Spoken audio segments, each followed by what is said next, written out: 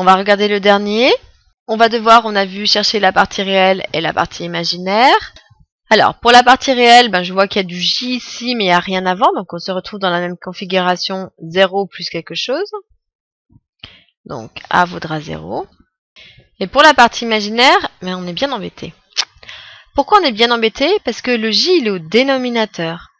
Et c'est pas J fois 1 sur LC oméga, mais c'est 1 sur JC oméga. Donc on se retrouve avec une problématique qu'on connaît, puisque en fait on va chercher à faire disparaître ce J pour bien avoir juste un J au numérateur. Et l'astuce, dans ces cas-là, assez simple, on va multiplier au numérateur et au dénominateur par J, puisque on a une super formule, vu que là on va avoir J et J, c'est-à-dire J carré, mais J carré vaut moins 1. Donc ici, on pourrait écrire ça, en fait, donc 0 plus 1 fois J, J, sur J fois J, J carré, donc j'ai moins 1, donc le moins je peux mettre soit en bas, soit là, soit ici. Et puis il reste le reste, L, C, oméga.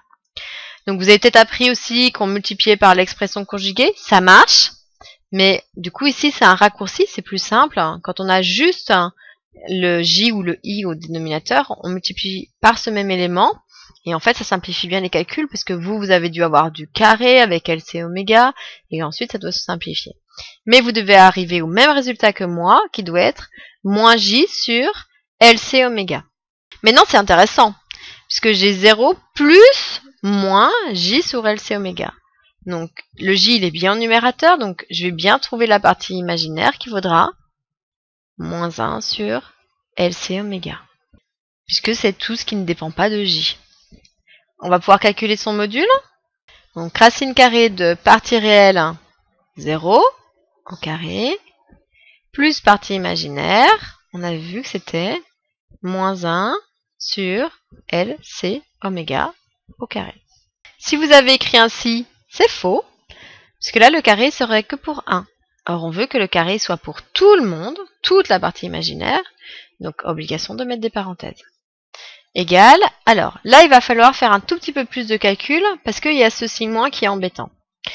Mais on sait que le carré d'un nombre négatif, c'est un nombre positif. Donc 0 carré, ça fait 0, donc plus tout ça, ça fait cet élément-là.